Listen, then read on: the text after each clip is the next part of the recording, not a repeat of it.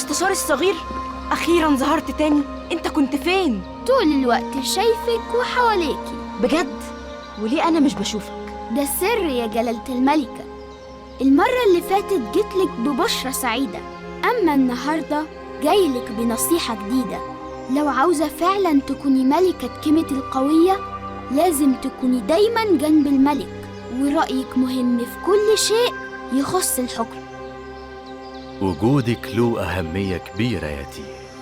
نصايحك المخلصة سبب في ازدهار فترة حكمي. ثقتك الكبيرة فيا هي هدف يا سيدي. من دلوقتي أنا هعتبرك مستشار الملك للأمور الخارجية، وهيكون لقبك السيدة العظيمة. لقب هيتكتب على جدران المعابد وهيلزمك للأبد. أشكرك يا سيدي. أنا كل اللي أنا عاوزاه استقرار البلاد واستمرار الحكم ليك ولأولادنا. وإيه كمان؟ كفاية يا سيدي. لا، السيدة العظيمة تطلب اللي هي عاوزاه. طيب، أنا ليا طلب.